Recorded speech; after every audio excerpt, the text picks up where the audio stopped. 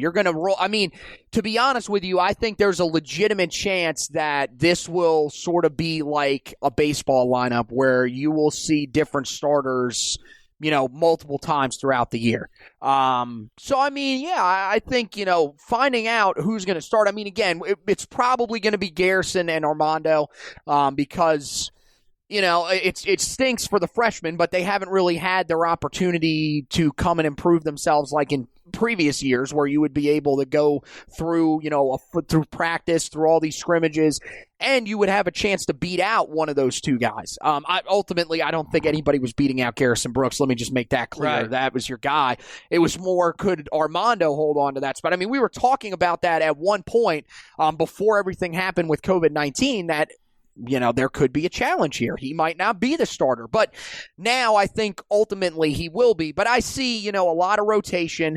But yeah, I mean, we said it a lot last year. This year, I think it'll be said even more to the point where we might just have to make a T-shirt that says, "Put it inside."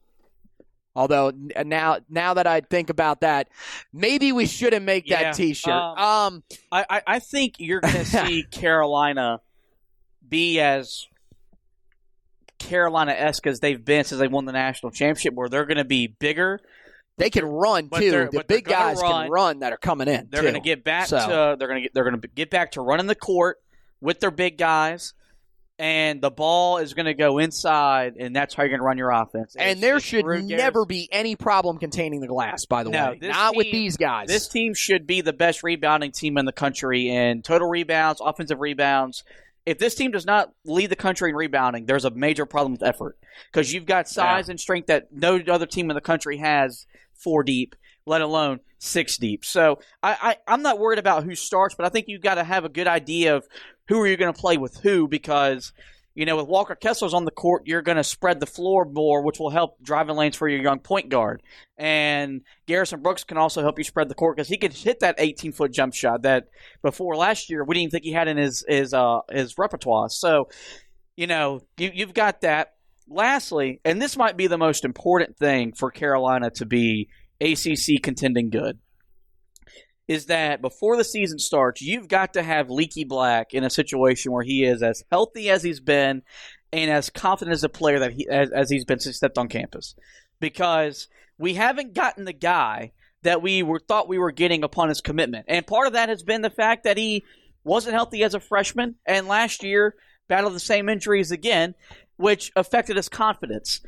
I think if you go back and you look at the first half of the Duke game, which Carolina lost in Chapel Hill last year, that was probably the best he's looked since he's been at Carolina. He was aggressive on offense. He was attacking the rim. His mid-range jump shot was there, and he was everywhere defensively. But that was for 20 minutes. You need that for 40 minutes and for a 30-game slate. Because when he's that kind of guy, and he's impacting the game on both ends of the court, Carolina is a different team for the better, and he needs to be ready to go day one, being an aggressive guy on both ends of the court. He showed on social media that he's in the gym putting in the work.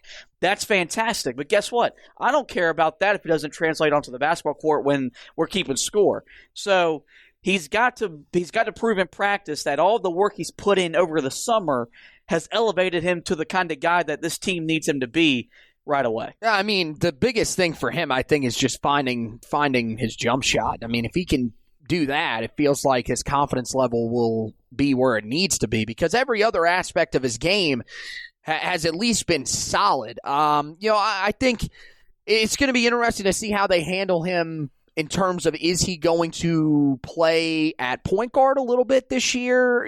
I think that was something that I don't know if maybe that played into it, just the uncertainty of what exactly he was going to do last year. He just didn't know, each night what his role was going to be.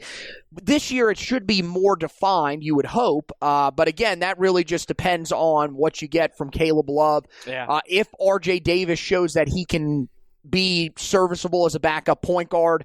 Ultimately, another big factor is going to be what Anthony Harris's rehab looks like, because is he going to be available to play point guard as well? If you can get all of those things lined up, then he can focus on staying at that 3 spot and getting better, which is where I ultimately think he needs to be. Yeah, I think he's best fitted to be your small forward that can do a lot of things. And I think the other thing for this team, we talk about the size that they have inside, how much success they should have on the glass. This team should probably be one of the better defensive teams in the country this year because of their size. You want to see, that's an area where Leakey was supposed to be really, really good when he came in. I don't think he's been bad, but I don't think he's been quite what we expected. You are going to want them to be a very good defensive team to take some pressure off of the offensive side, the offensive end of the floor, because last year they were whenever they had to put pressure on their offense to score, it did not turn out pretty. The thing that I loved, as the NBA finals are going on right now, and we live in a world of basketball where you play positionless basketball, and sometimes being smaller has benefited. We've seen Golden State win 3 championships without playing with a true center. We've seen Houston fail at trying to run that. We've seen the Rockets, so many teams. The Lakers have proven that in 2020, size does matter because you're same thing with Miami too, because they got Bam Adebayo inside. So having a lot of length, 1 through 5 on the court, does pay dividends. Even though we're in an area where you want to play fast and space the court and jack a lot of threes, if you're still longer and bigger than your opponent, it's going to wear them down. You're going to be better defensively. You're going to grab more rebounds. And I think that's something that Carolina's never going to be a great defensive team. I've always just said, you be average, and you're going to be good enough offensively to win a lot of games and still win a national championship. They've won 3 titles being an average defensive team. This team has potential to be really good defensively. And if you can get really good defensively and then the offense can come along with that, then you've got something that's going to be cooking, because they're not going to be that bad offensively again. I would hope not. Unless they are just unbelievably hurt again, they're going to score the ball better. Yeah. There's too much talent. They brought in guys that can shoot the ball. And simply, Roy Williams will not allow it. He'll find a way to get the ball to go in the basket more frequently. So, but I think Leaky Black is the biggest X factor to this team, is that if he is just a guy that gets you double figure scoring, but he's not an option. He just gets his points when they present themselves, and he gets the ball to guys and takes the pressure off Caleb Ham to run the offense, and he grabs those 3 to 4 rebounds, and he guards their best defender in tough situations. Carolina is going to be better for it. And so I think that's something that in these 5 to 6 weeks is preparing him to have a massive season, because he's capable of doing so, and it's only going to help himself and the team if he can do that. So that's what I think for Carolina to get back out of the cellar of the ACC, to be a contender, to shut up the critics about Carolina, about Roy Williams, about the future of the program.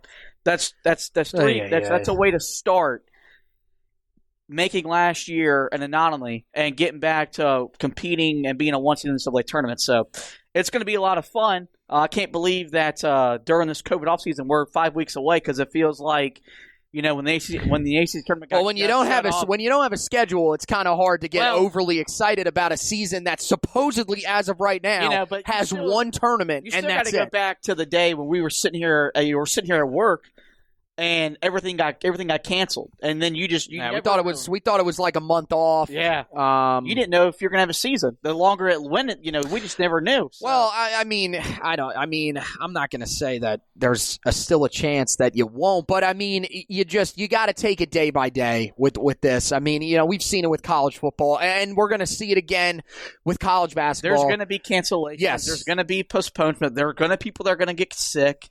It's part of trying to play in a pandemic society. Right, unless when they got into conference season, did what we were suggesting, which was go into conference bubbles. I don't think they're going to ultimately do that. That's a whole nother podcast, though, that we could do for 40 minutes on how you would strategically use a bubble system in college basketball. It would work, but we're not going to get into that. So this was a lot of fun. It's feeling good. Football's been a lot of fun. But we're starting to get busy, you and I, with football coverage, basketball coverage starting to heat up. Yeah, we're going to hit that that area where we're going to be covering both at the same time. That's always the best which time. Is a lot of fun. And so before we get out of here, talk to you about our website, HeelToughBlog.com. As I mentioned, we've had a lot going on football-wise. Carolina's getting ready to play Virginia Tech. Anthony's got the preview up on the website. You can go check out the Heel Tough Blog podcast, which has moved to a video platform, and we still push out the audio version, but it is on our Facebook page. So go like us on Facebook at Heel Tough Blog to get the weekly video that we record our podcast on. But we've got you ready for Virginia Tech. After the game, we'll have you with the recap, my trench report, and the stock report will be up on Monday. So you'll have 3 days of recapping the Virginia Tech game. First top 10 showdown for Carolina since Mac Brown was last here. With Carolina ranked in the top 10. The first ranked matchup in Chapel Hill since Virginia Tech in 2008. So a lot of firsts happening this weekend in Chapel Hill. But we knew that was going to happen with Mac Brown coming back. We knew he was going to lay this program back to the right track. And, of course, me and Mark have you covered on the basketball side of things. Still a little bit slower in terms of the news.